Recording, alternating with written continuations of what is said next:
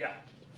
Mr. Bart from Leader Insurance. This is a microphone. Just put that right there. We'll be able to catch you. Can she have one too? Exactly. You talking this evening also? Awesome. All right. Bart and Chess. Hello. Hello. Thanks, Stu. Thanks so much. Just a little bit of an aside before I get started. I don't know how many of you know Stu's wife, Michelle, but much of my success in my commercial career in insurance has come as a direct result of networking directly with your wife. Some of the referral sources that she's linked me to and has really grown our business and allowed us to do some things that we've not done, would not have done otherwise. Been in insurance. Helps too, by the way. What's that? Being a quality company helps. It helps a lot. It helps a lot. Been in insurance for about 13 years. Was a commercial banker before that for about 20.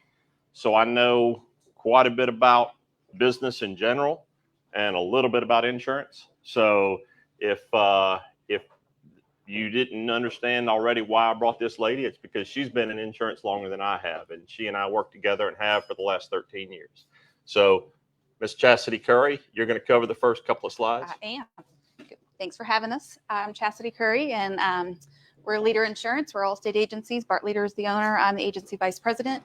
He acquired the agency in May of 2010. I was already there. I actually just celebrated 26 years with Allstate. So when he says I have the insurance side of it, I do. He has all the business side of things. We're located at 5225 George Washington Memorial Highway in Yorktown, which is right across the street from Washington Square Shopping Center in Yorktown, where the Roses and Goodwill and all that are. So if you need us, that's where we're located. There's our phone number. Is there a clicker or something?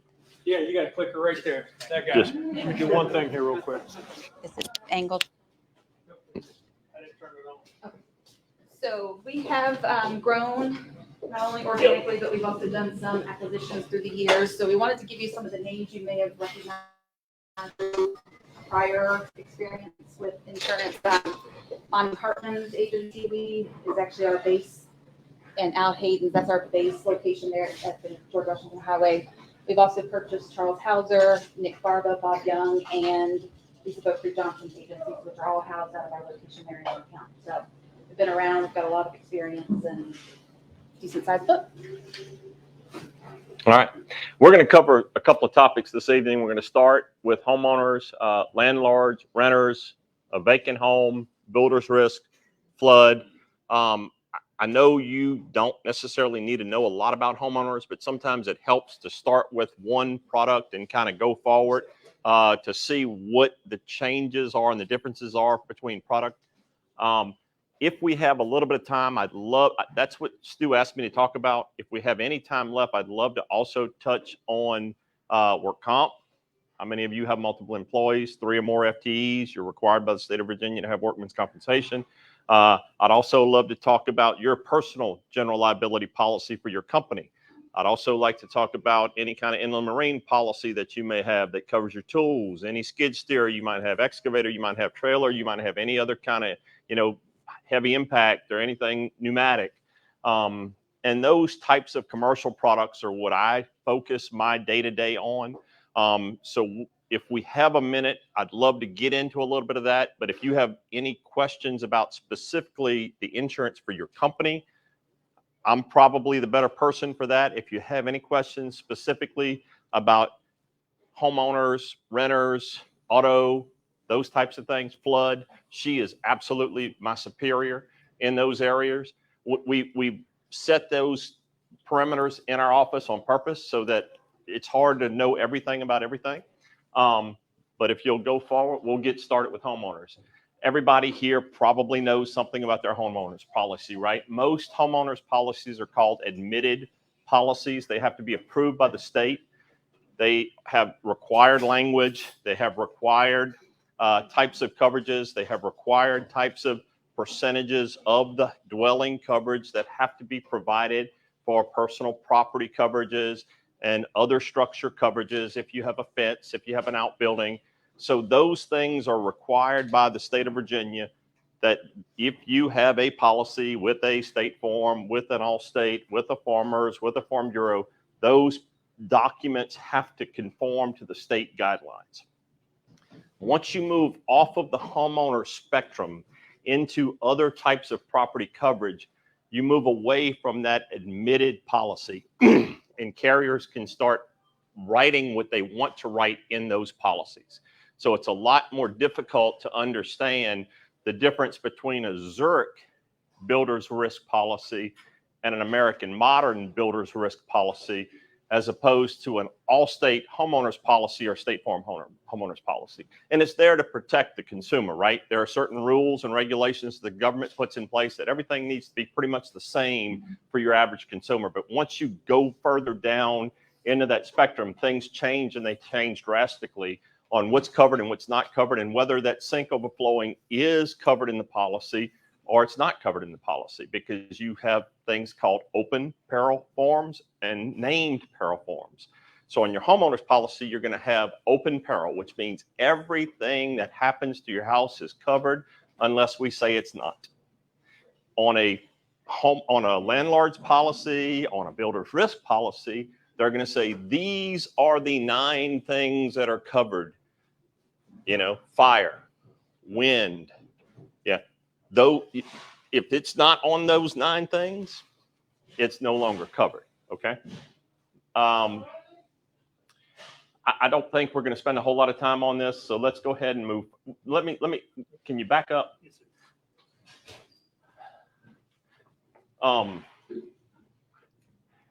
Right here. This is one element in your homeowner's policy that is pretty standard across the board. Normally, homeowner's policy starts at about $300,000 in liability protection. You can go up from there. You can go to half. You can go to $1 million. You can put an umbrella and stack on top of that. This changes drastically as you move outside of the homeowner's realm and what you're covered for from a liability standpoint.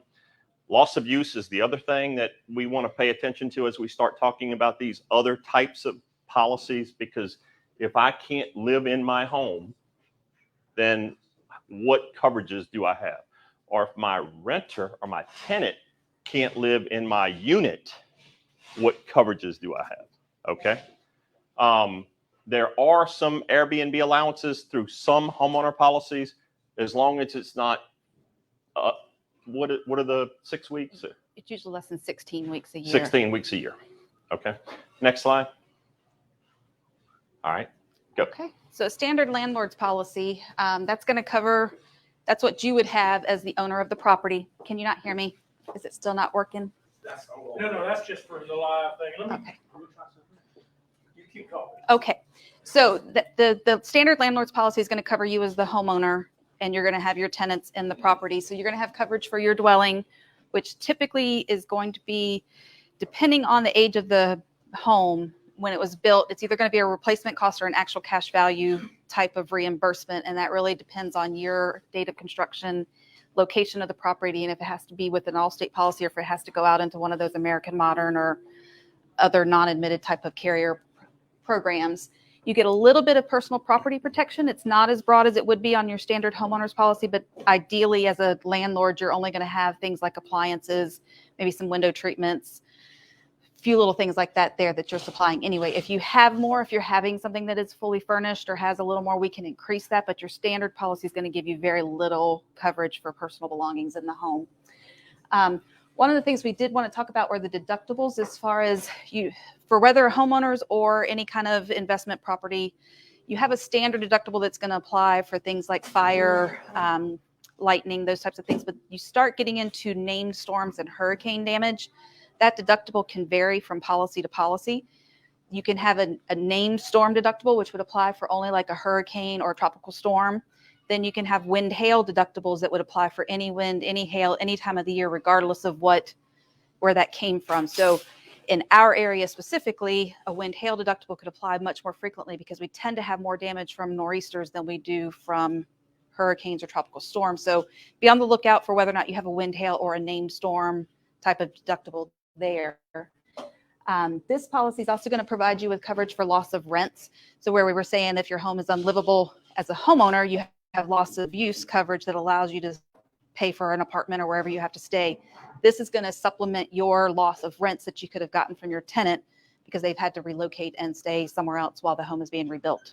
Well, Chastity, how much can I get if my home burns down and my tenant can't stay there anymore? So it is specific to the policy. It is a dollar amount, and that will be stated. It used to be done by like a 12-month type of period, but they now have moved into 20,000, 50,000. So you also want to be looking for that on your policy to make sure that you kind of know if I'm getting $2,000 a month and I only have this amount of time, that's how quickly I need to get somebody back into the property. Okay. It is part of the standard coverage under a landlord's. And it's increased. You can elevate that limit. It's obviously at an expense to elevate it, but it's called loss of rents. Loss of rents. Okay. Okay. All right. Next one. Okay. If you take nothing else away from this meeting tonight, never, ever. Okay. How many times was that? Never, ever put a tenant into one of your facilities that does not have renter's insurance. Okay. One more time. Never, ever put a tenant into one of your facilities where the tenant does not have a renter's policy. Okay. How much does a renter's policy cost a year? $150 a year. $150. How much is rent a month? You know, I don't know, but $150. Add it to your rent.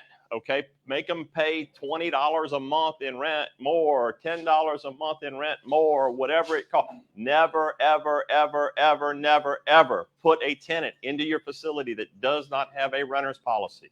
Okay. Make sure that you or your company that owns that structure is named as an interested party on that renter's policy.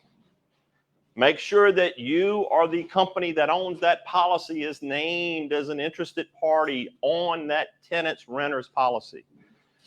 If that tenant does something and it causes your home to burn down or explode or something, make sure that that tenant's liability protection coverage is equal to the value of your property. If that tenant does something that causes your unit to be completely destroyed, make sure that tenant has liability protection equal to the value of your property. Okay?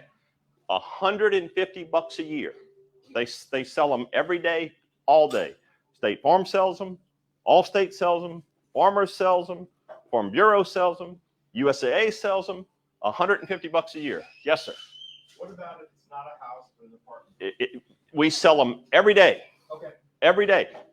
Most apartment units, you can't even get in it until that tenant hands you with his application or her application a copy of their renter's policy. On that question, do they have to have liability protection for the entire apartment building? Not necessarily. No. What you would want is some kind of coverage for that building, some kind of catastrophic coverage for the unit itself that covers anything above what that. And listen, for the tenant's policy to kick in, the tenant has to be liable, right? If the apartment building burns down, then the tenants aren't liable. But if the tenant is cooking meth in your house, now nobody does that, right? Nobody cooks meth anywhere.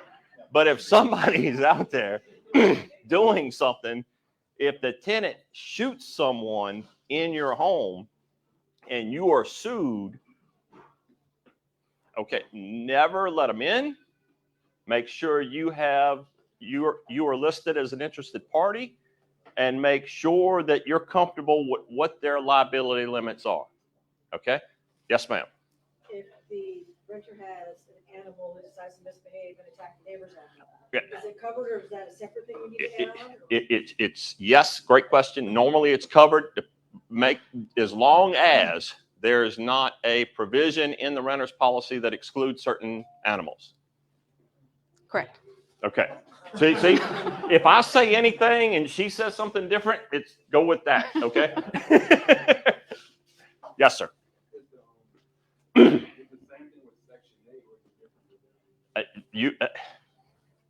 I'm not sure if the government allows for additional expenses on a Section 8 housing with renting. Or That's but never if heard I on had a Section 8 house, I mean, there are multiple people out there with those slips, right? Saying I can get in. Okay, I got to make a decision between the lady that wouldn't let me introduce myself earlier and this wonderful lady right here. She won't bring me a renter's policy, and she will. It's worth $100. It's worth you covering it for $150. I mean, come on. You know, it's $150 a year. All right, I'm done. Next slide. What happens if they don't have it and they're responsible for a fire? Okay, back up.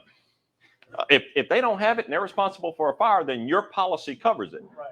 But to your question earlier, does my insurance go up if I file a claim? Almost always yes. Yes. Okay. Now, there are certain provisions back when we started talking about homeowners policies that have a 5-year claim-free discount, so that if I've had my policy for 5 years and I've never filed a claim, the first claim I have, I'm not surcharged for, but if I have a second claim, then they can go back and cover costs on the first claim.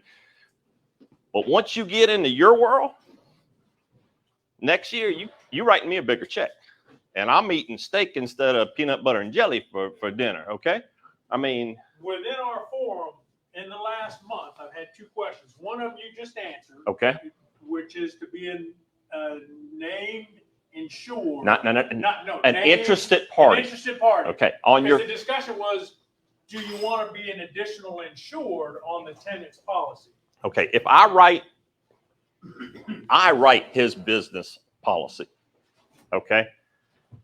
I have people that I name as an additional insured. You can't name someone as an additional insured on certain policies. Homeowners policies sometimes, renters policies never. The only thing you can do is name them as an interested party, which means if he quits paying his bill, I get notified. So if coverage lapses, they let me know.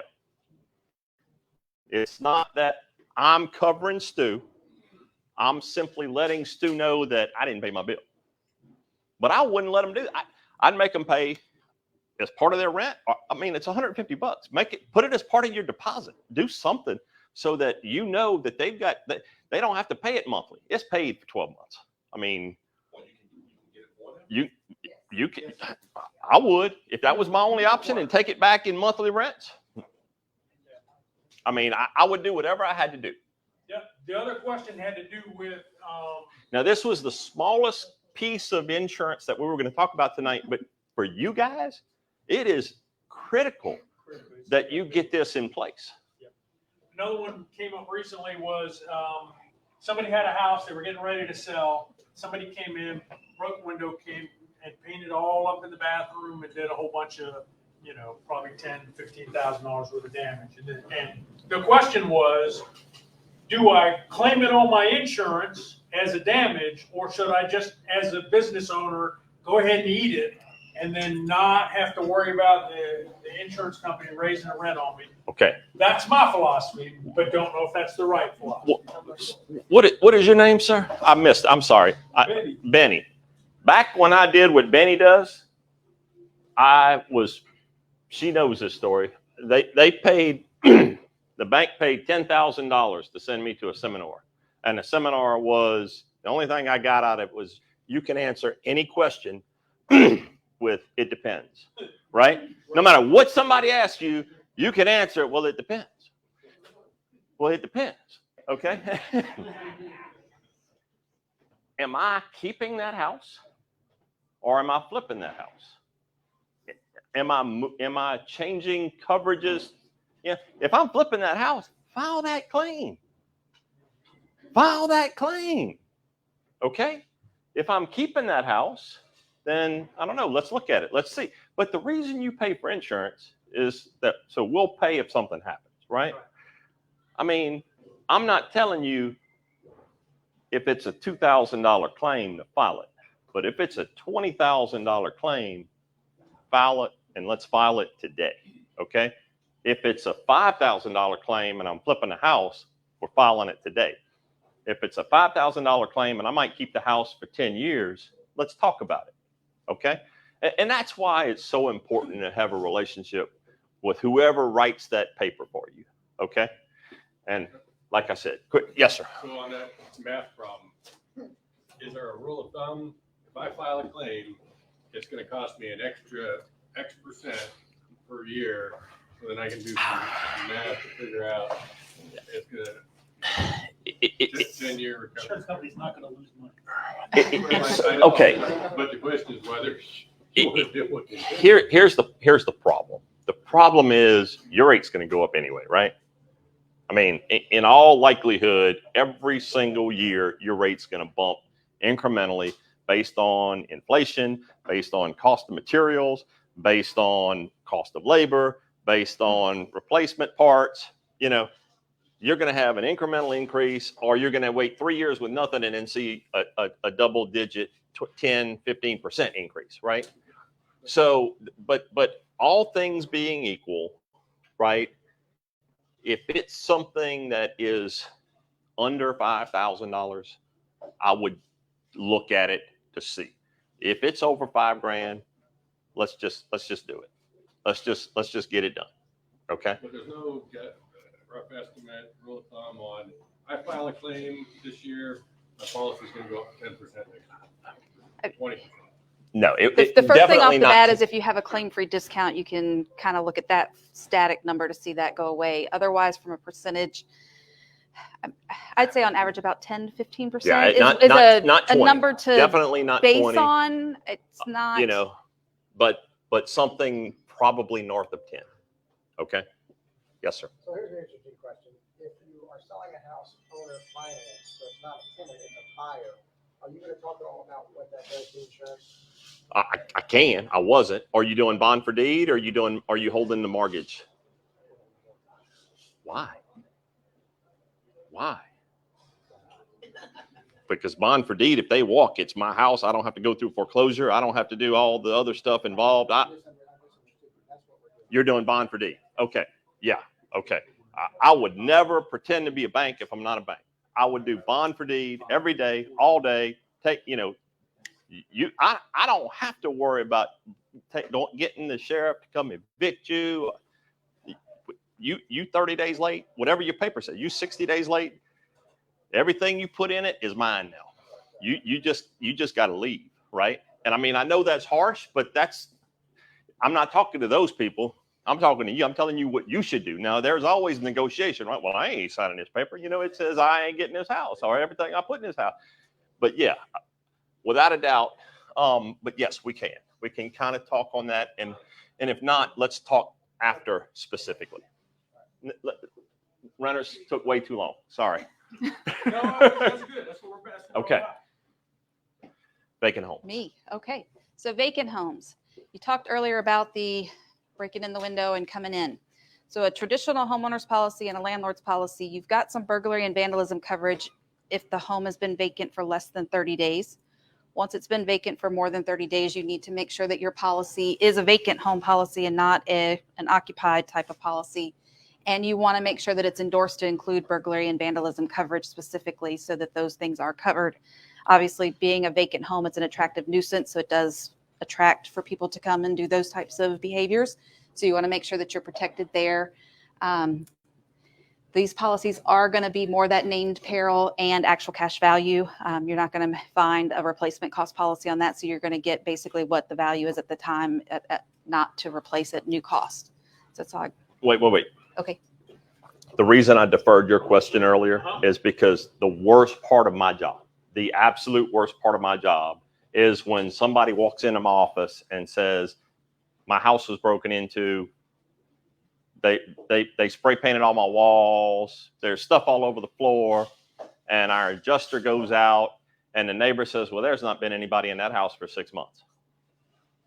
And I got to tell you, you no longer have coverage because you didn't let me know that the house was vacant and has been vacant for an extended period of time. Okay. Yes, it's more expensive to cover a vacant home. Yes, it is. But if you have one, you may not still have coverage if all you had was a landlord's policy or all you had was a homeowner's policy and you were just renting it out to somebody you knew and they left or passed away or something happened and now it's been vacant and somebody tells an adjuster that goes out on the scene, ain't nobody living in the house. They ain't been in that house forever. Don't make your insurance agent have to tell you those things that I'm sorry, you got $35,000 worth of damage, but you got no coverage. Okay. Have those conversations with whoever your person is so that you can work together to put the right types of policies in place. Okay, that's half mine. You get the next one. That's okay. Go ahead. We were done there anyway. So then we start getting into the vacant under renovation homes, which are your flippers. If you're doing just cosmetic types of things, I heard a couple of you mention that in particular. This is your type of policy that you want. We can do like 3, 6, or 12-month policies. It gets you the coverage for the dwelling in the state it is now, plus your estimated renovation costs to get you the broader coverage there. Limited coverage on theft, vandalism, and burglary, again, because it is a vacant home and you've got the construction going on. There is very limited coverage on those types of things, but we can endorse them to get you as broad as we possibly can. But those are questions you're going to want to ask when you're applying for that type of policy to kind of let us know, this is what we've got, this is how long it's going to take, and what types of things do I need to have in place. Do you want this one or you want me to take it? I don't care. Which brings us into the builder's risk side. So if you're that flipper that's doing a more intensive type of construction, structural damage, structural changes, adding on, or new build from the ground up, you need a builder's risk policy, a true builder's risk policy that we do. It's a 12-month policy. You can renew it once. This one starts getting you coverage for your building materials, not only the construction lumber and things like that you're going to be installing, but also your scaffolding and things like that you have in place while you're actually doing the work. So this is your more broad. And not just scaffolding. Condensing units delivered to the property, not installed. Copper pipe. I know nobody uses it anymore, but copper pipe, even not on the house, in the house, pulled out of the walls. These are any commercial structure that we have that goes under renovation, we immediately put under a builder's risk policy. Any commercial structure that we have that goes into a renovation phase, we immediately put in a builder's risk policy. It covers contractors' tools to a degree. It covers other things that you just do not get coverage for if you don't have a specific type of policy geared to renovating that structure. Okay. So understand what a builder's risk is. Understand that if you're doing a major reno on a house, you probably don't just want a landlord's policy. Okay. You probably want this. Okay. You probably want this if you're doing a major renovation. If anybody wants to go to Williamsburg and see what a major renovation looks like. All right, next. Okay.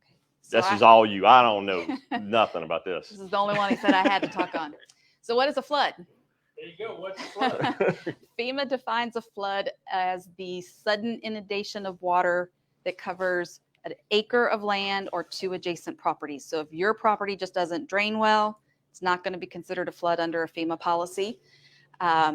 It can be from tidal water. It can be from rainwater that doesn't drain off. It's just got to affect 2 adjacent properties or more than an acre of normally dry land to be considered a flood under a FEMA policy. What's the definition of that?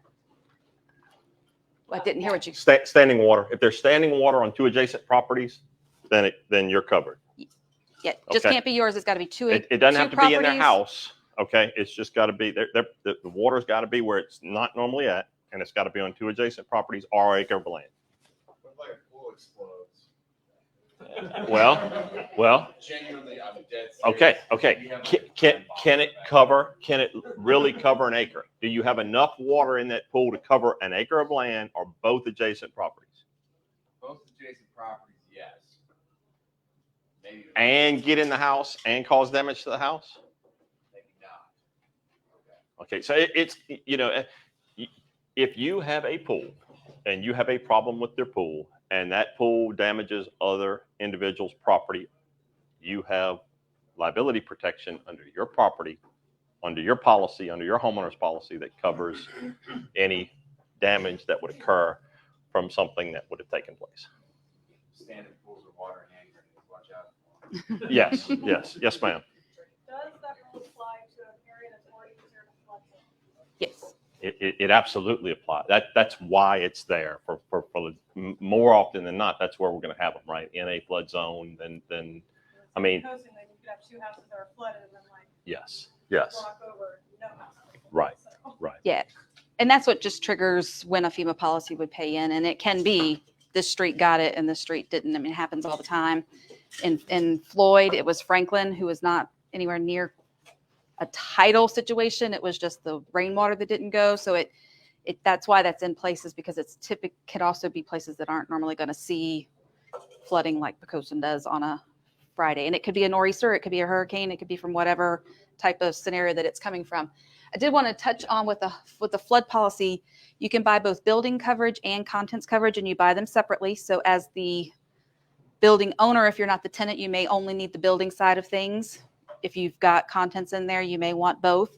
The other difference with the flood policy than a standard, any of the other types of policies we've talked about, is their deductible applies per coverage. So if you have damage to both the home and your contents, you have a deductible toward the damage to the house and a deductible for the damage to the contents. The government gets you every time. So whatever you see that deductible is, you need to make sure you're paying. The government won't let State Farm double deductible you on your homeowner's policy, but the government will allow the government to double deduct you on the flood policy. All right, we're out of time. I'm sorry I wasn't able to get into any kind of business coverages. I'd love to speak to you if you'd like any kind of information about that. You and I can definitely hook up. Thank you so much for your time. I hope it was helpful. We'll see where don't go anywhere. We'll get to the end. Okay. Hey, now the next piece is real interesting. You're gonna love this too. Hey, come on up, Thomas.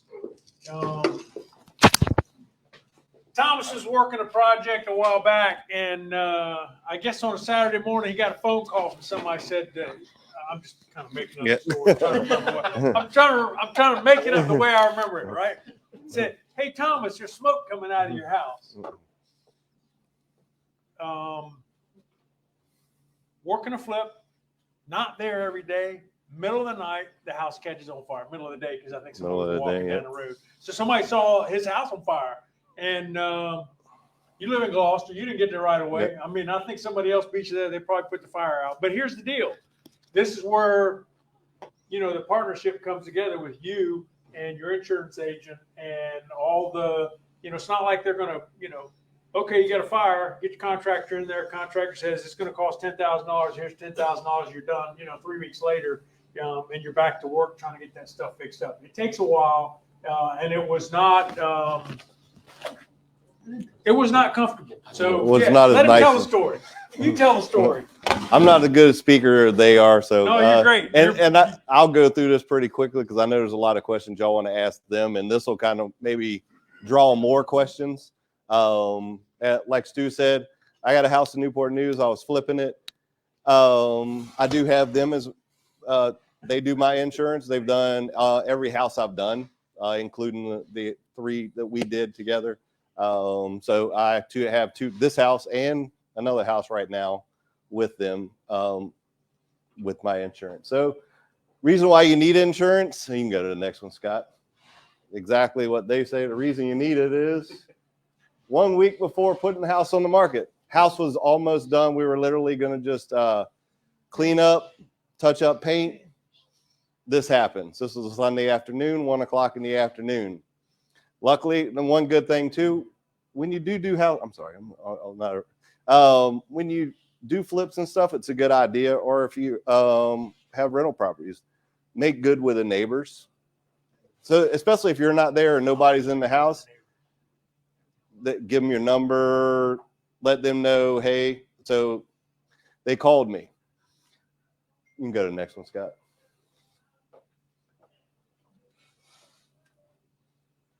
This is what happened when the fire marshal, we can keep going. We'll just get a couple pictures of what it looked like. This is in between the garage and there's a den that's a step down den. You can keep going. There's just a few more pictures just from a couple of different sides.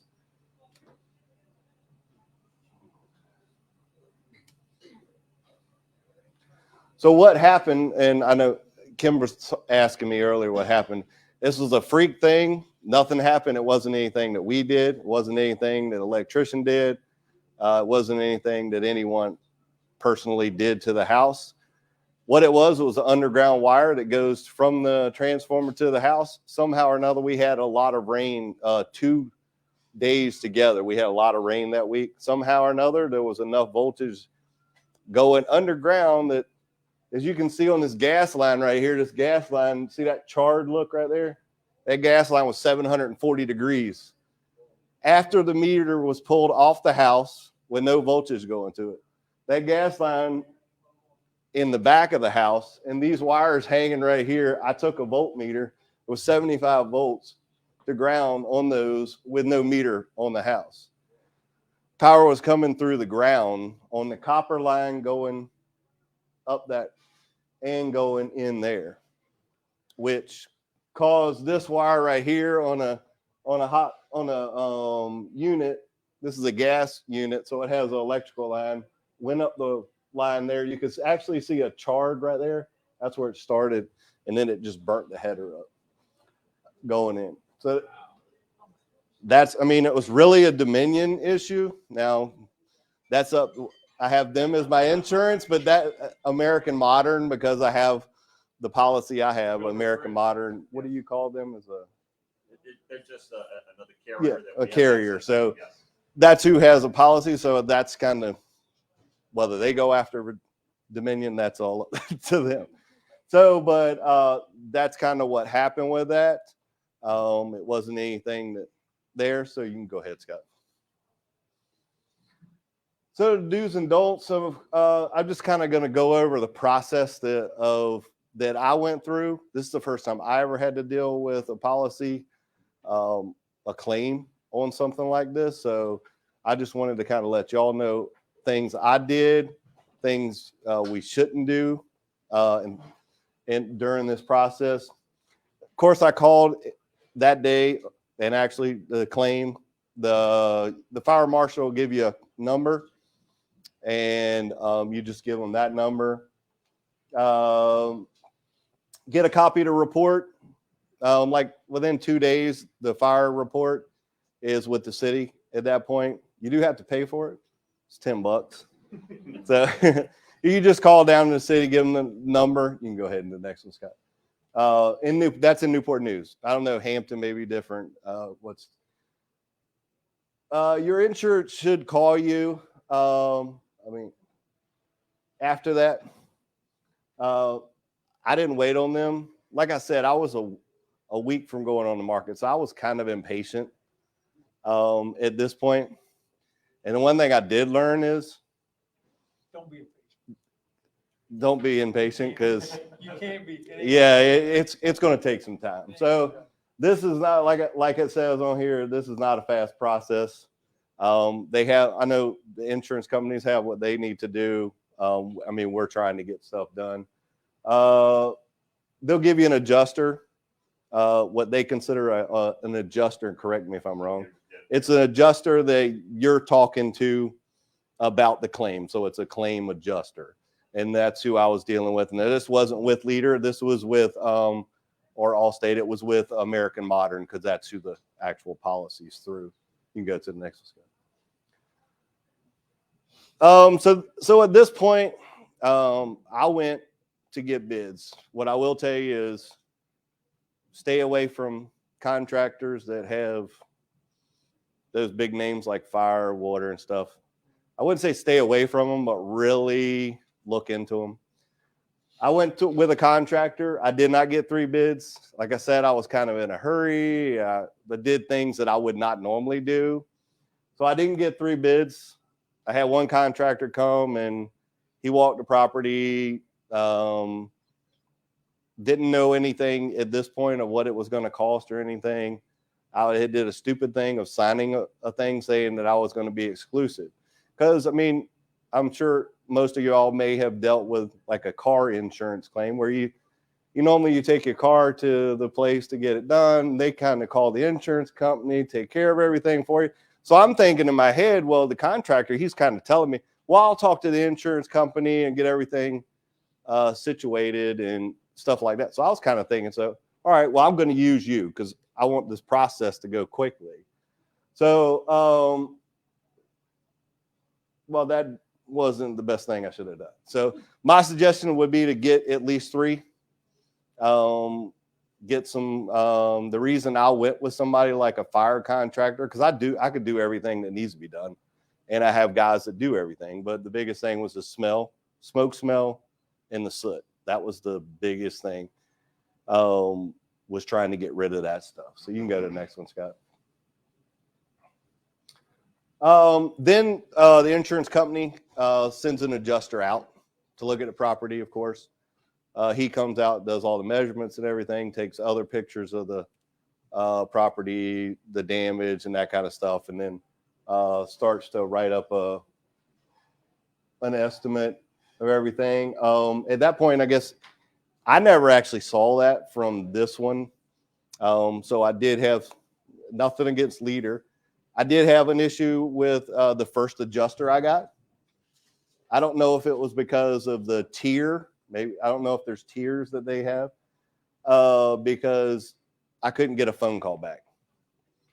So about a month later, after trying to get in touch with, I actually got Danae. She got on the phone with me, and we called American Modern. I called Danae's she works for them, and got on the phone with me with American Modern and said, we're not getting off the phone until we talk to somebody, because I just kept getting pushed to voicemail. So after she got, then 2 days later, I actually got sent to a different adjuster, which was out of Arizona. He wasn't even anywhere local at all. He actually called me back, and then things actually, so it even says over here after 3 weeks, I got Danae said that. So you can go to the next one, Scott. And then in the process of that, moving over to the other agent, the contractor came back with this nice long bid, very detailed on what was going to be done. Of course, the pricing was not detailed on what it was. It was like cleaning this amount, this amount, this amount. So very sticker shock. You saw the damage, and that was really all the damage in the house. It's one wall, right? One wall. And this is a 2,400 square foot house, two-story, 2,400 square foot house. $139,000. Oh my God. So, and that's when that's what I'm talking about. That's exactly when I say watch the contractors, because they do deal with the insurance. They get all the, because they have all their training and licenses and all that kind of stuff. So that's why they think that I could have gutted that whole house and renovated. I mean, the flippers in here know that kind of money, what you could have done with that kind of money. The house and rebuilt it. Yeah. So that's why I say sticker shock, because I was at that point, I said, hold up, because I had not heard back from the insurance company. I didn't know when the insurance company was going to pay. So I said, hold up. I said, don't touch anything. Don't do anything until I know what the insurance company is going to pay, because I don't want the insurance company to say, I'm going to pay $50,000 and you're saying $130,000. So we were on hold again. So you can go to the next one, Scott. That's why I say 6 times the amount. I was thinking 50, 60. 70 on the high side, just That's because- what I thought, 70 on the high side. so then, so like I was just saying, 2 months, I got the really good guy on the phone, Frank, that took care of me. He actually started moving stuff real forward and getting stuff done. He gave me a really detailed scope of work and pricing and everything. And when he came back, I was surprised that it was real close to his number. So now the insurance company gave me more, but let me get back to the contractor real quick, because I'm not going to say the contractor's name, but I mean, it's a big company, but some of the things I didn't like that they did right off the bat, and I called him out on it because he was trying to take advantage of insurance company. When you write a quote up and you're putting replace garage door openers, and there's no garage door openers even in the house, or there's not even electrical in there to put garage doors on, that's telling me that he's trying to just add stuff up. So that kind of rubbed me the wrong way. But remember, I signed this thing before I even got that. Do not sign anything with a contractor, because that's the first thing Frank told me. Well, now you can go ahead and start getting your contractors to give you bids. Well, I'm like, oh, shoot. I messed up. And remember, I've been doing flipping for about 4 years or so, 4 or 5 years. So, but like I said, I was in a hurry. So, you can go ahead, Scott. So after 3 months, we finally got work started. So in the house, to get rid of some of the smoke smell, this was, well, you can see where the hot water heater is. So they gutted the full garage, gutted the den that was in there. So all that was gutted. Sheetrock was gone, insulation and everything. So of course, anything in that area where the fire was needed to be taken out to get rid of that smell, for one. So that's some of the pricing. It did have a new HVAC unit because that fried. It did have a hot water heater, had to be replaced in there. It ended up having to replace and the insurance company was great about this too. I called them because I didn't realize it until we actually got power back on about 6 months later. That it fried the oven, which he had given me, but the refrigerator it fried too. And all I had to do was just write him a letter and give him the receipt and everything. So they took care of that also. So you can go to the next one. And then 8 months later, we're finally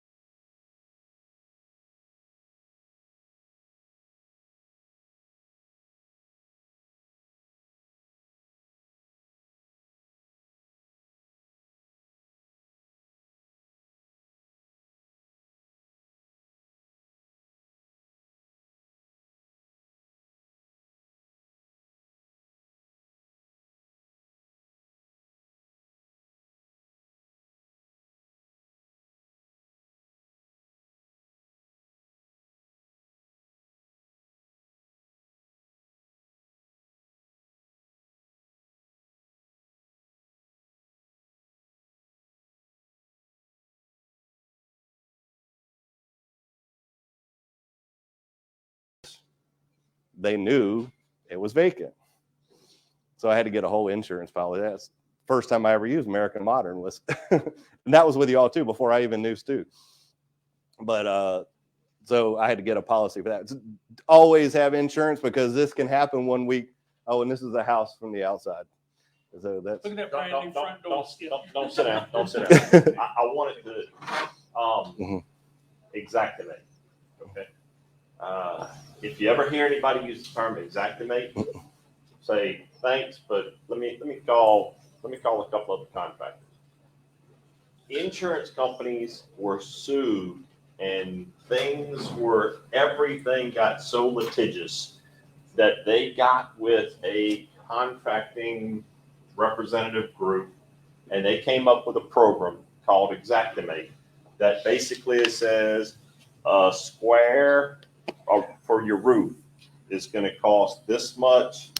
We're going to give you this much in materials. We're going to give you this much in labor, and we're going to give you this much in profit for the contractor. Every wall, every piece of sheetrock, every plumbing fixture, they had that in that program.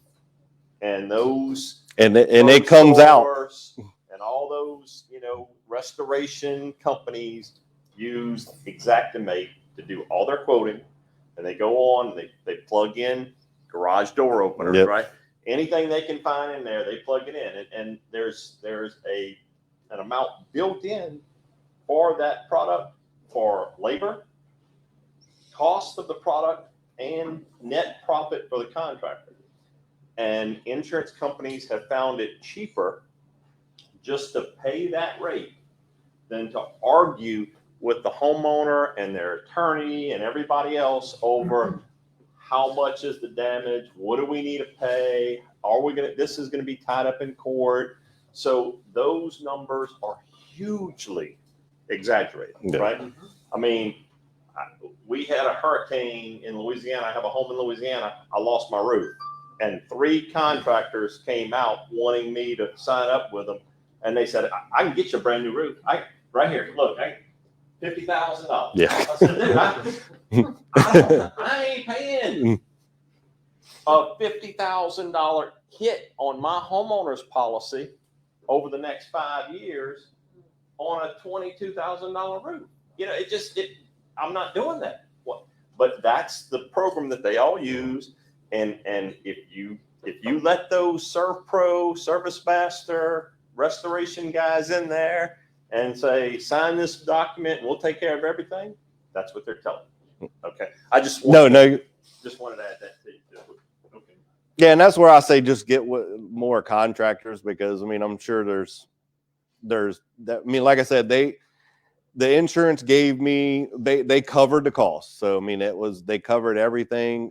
Now I had to remove some of the items the contractor had on there to be able to get them to pay for it. That was my biggest thing. I didn't want to have to come out of my pocket with another $40,000 when the rehab had only cost me $30,000 total.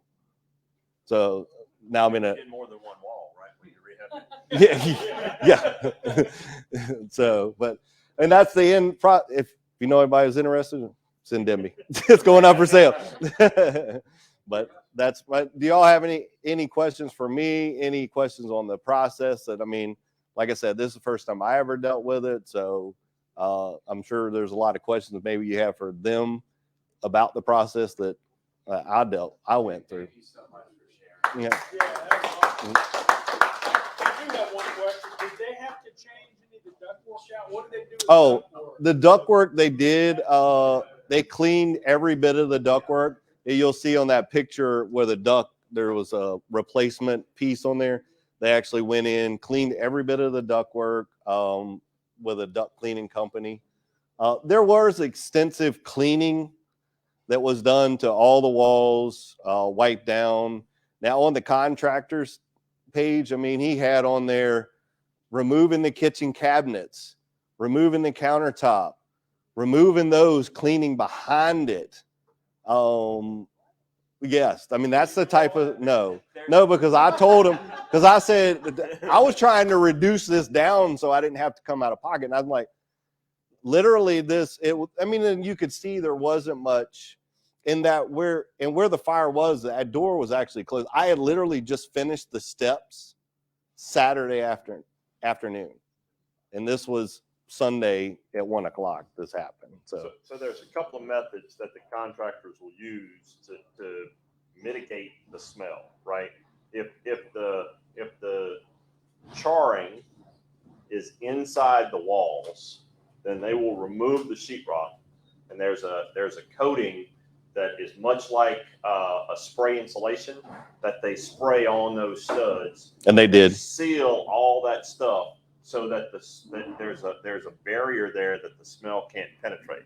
Now, if it didn't char that wall, it's simply an adjacent wall or someone to mitigate that smell. They'll use that paint, that scent based or scent added paint.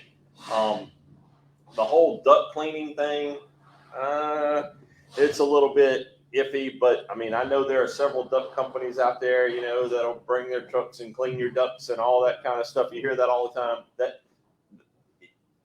it's more from a allergen aspect than a smell aspect. No. They really can't do a lot to get that smell out. Okay, they can spray stuff in there that'll adhere to the duct, that'll help mitigate that smell, but it basically just takes utilization or running those HVAC units to mitigate most of that smell. They can get the allergens out, they can get the particles out, but they really can't get the smell out of your ducts if it's a severe fire. Most of the bad fires have to come in and completely redo the ductwork. This was insane that job cost that much. I mean, but we paid it, right? And everybody gripes because their insurance is so high, but that's why it's high. You know, that's it. I mean, to one other point he made, I am not a carrier. I don't work for Allstate. I don't work for American Modern. I don't work for Zurich. I am his agent and I represent him. If you've got a problem, any problem, you go sit in your agent's office, you get your agent on the phone. Hey, I need you to get on the phone with the adjuster. I need you to call that guy and I need you to tell him these are the problems I'm having. I mean, I'm paid 10% on every nickel you write, every dollar that you give to American Modern, every dollar you give to Allstate, every dollar you give, I get 10 cents on every one of those dollars. Your policy renews, I get another 10 cents on every one of those dollars. That's my job. Okay, it's my job to get on the phone and say, hey, wait, hang on, we got a problem and this needs to be addressed because he's never done this before. How many times have you done this? A lot. And we don't know that there's a problem unless you let us know. Yeah. Because the carrier wants to deal with the homeowner because they know the homeowner doesn't know anything, right? This is the first time the homeowner's ever gone through this situation. How many times you've gone through this A situation? lot. The other thing that's changed since COVID is a lot of these carriers have gone to virtual types of situations where they want you to, they don't send a person out. It's FaceTime or other avenues, or you just get estimates from 3 contractors. So if you can let your agent know kind of heads up, you know, I've gone out to houses and taken pictures myself of damages and gotten things covered that would have been denied because the plumber told them that there was rotten mildew, and I go out there and there's absolutely no signs of rotten mildew, and we can work on your behalf. And you can't always get it covered. And but if you want a new roof, hey, get a new roof. But if you're really trying to control costs, then let me know, and then I will do everything I can to expedite the situation and reduce the overall cost of the project. I just wanted to make sure I didn't want to say anything about what you were going to talk about while I was up here. I wanted to wait till you got up here. So let me clarify. When you couldn't get through to the insurance company, American Modern, because somebody kept hanging up on you, you called Danae. Danae works for these guys. Yes. She got on the phone with me and she didn't get off the phone until we talked to somebody. Because like I said, they just kept pushing me. And I think they sent an adjuster out. They did send a personal, they hired an adjuster, a guy that came out. And according to the other gentleman at American Modern that actually did the adjusting for me, he said, I don't know what that guy was writing. And maybe he had a more true number because I never saw that dollar amount. I never saw, all I saw what Frank sent me after I sent him what my contractor's guy said, this is what my contractor's saying. Then he came back with the other bid that was right. So can't the contract gives you a quote, right?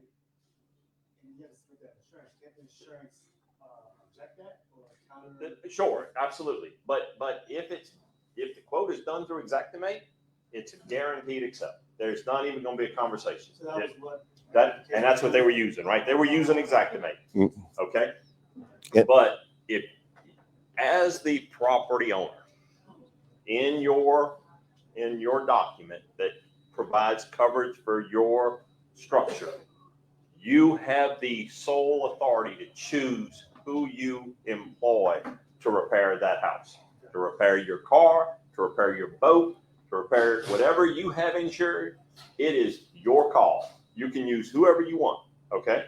And I've seen on more than one occasion people not having to pay their deductible, and I don't want to talk about stuff I shouldn't talk about, but I've seen on more than one occasion people not having to pay their deductible because they were able to negotiate a price with a contractor outside of the carrier, and the contractor said, I'll do it for this.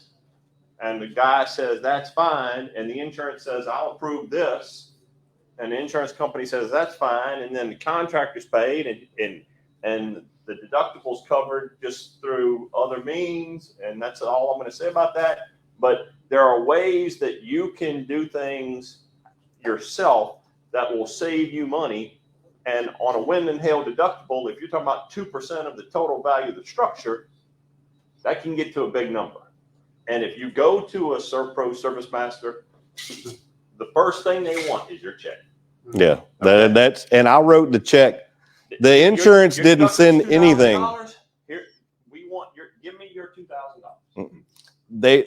The paper I signed, I forgot to say this, but the paper I signed actually said that I was to transfer the check to the contractor. Right. I said, first off, that's not happening. I said, I will never do that.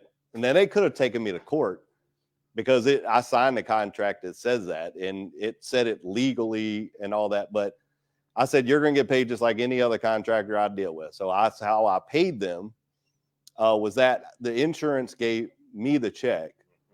And then the only reason they knew what my contractor was because I sent it to them, because I didn't know what the insurance was going to do. So I'm like trying to help a little bit. Hey, this is what he's trying to charge me. Can we get to this number basically? So, but yeah, so.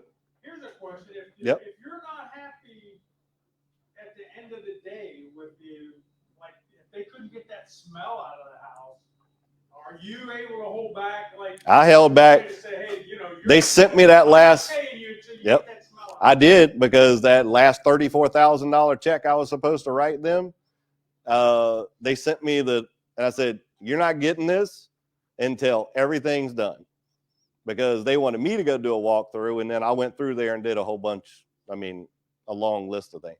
And I'm a little picky because, especially with painting, because I do paint and I paint well and my guys paint very well. So when I'm paying 10 times what I pay anybody else, and they're not, and they're doing a terrible job, and he's paying people that the cleaning company, the cleaning was $34,000. I paid his same cleaning company on a house in Ivor. They drove all the way to Ivor. I paid them $700 to clean a 2,400 square foot house that was very, very bad. Guys, It's horrible. What these contractors do are absolutely horrible. And this is not the topic that we were here to talk about, but I've seen tree companies right around after the storm charging people $70,000 to take trees off their home when their total coverage on their entire policy is $150,000. So now you got a $70,000 tree removal and I got to rebuild my house, including the roof and all the water damage for the balance of $150,000. Those numbers just don't work. But the homeowners are so desperate to get something done because it's raining in their house. They just think, I'm going to be okay, so I'll let you take this tree off my house. I mean, there's a lady that we have as a client today that we didn't have previously, who still is not in a home 2.5 years later after a storm because she had 2 trees on her house. The first tree company came out, charged her just an outrageous number, took one of the trees off and part of the other tree off, and then told her that they couldn't get the other tree because it was too big, so they left the job. It's, you got to know who you're dealing with. And the easiest way to know who you're dealing with is know your insurance agent. Wait, you were first. So if the insurance company adjuster says, we'll pay $125,000, put this all back together, but he can hire his guys, get it done for $25,000. Does that mean he pockets the 100, or how does that work? The insurance company wants receipts. They want to see a receipt. Yeah, I have to send my insurance company They're reimbursed up to the amount? the checks were sent to me, and then, but I have to, for him to close out, and there's a, what is it called? Depreciation. They hold back. Yeah. Well, I forgot what that's called. So basically, as we talked about before, there are 2 types of, so you have actual cash value and replacement costs. Okay. Those are the types of coverages you can have. Mm-hmm. Actual cash value means we're going to pay whatever it costs in today's dollars to repair this based on whatever those numbers are. Replacement costs are, we're going to pay less the depreciated value of that product. You've got a 20-year-old roof. We're going to replace the equivalent of a 20-year-old roof. Well, if the roof is new and it costs $20,000 and it's a 40-year roof and you're 50% in, then we're going to pay you 10 grand. Okay. So the way things are distributed are they are always distributed on a replacement cost or deductible value. Okay. And then once you show that that job has been done, they give you the difference. Okay. So And I didn't- own labor, you're basically working for free because you don't have a receipt? Not if you're a contractor and you can show not if you can invoice the, here's my invoice, And being, and you saw the sign on the door too, that puts it right there where you have to have a contractor at that point. Exactly. Because I was gonna say, based on what you were saying, for the scenario, isn't that like all kind of borderline predatory? Like what you were saying? It's horrible. It's absolutely horrible. But when people are having water pouring into their living room because there's a hole in their roof, they're willing to do almost anything. Okay? And unless they know what not to do, they get taken advantage of. I mean, come on. How many people in this room have gotten a text that says, you may have already won. All you got to do is send me some money and I can get you the difference of what, I mean, we get them every day, right? Can you imagine what happens if I get to talk to you in person and I'm at your house and I got a chainsaw and a ladder in my truck and you got a tree on your roof? I mean, they're not going to say no. They're going to say yes, and as soon as you can get to it. Like, so it's no laws or anything against that? I mean, I'm talking like I know. Go ahead. No, I mean, I was gonna say it sounds like it would be legal, but morally wrong. Yeah. That's what it is. Yes, I mean, I've like, Run away and go ahead and I had questions about insurance claims and whatnot because I've dealt with ServPro on properties. Like house burns down, so it's like these guys just aren't working on it.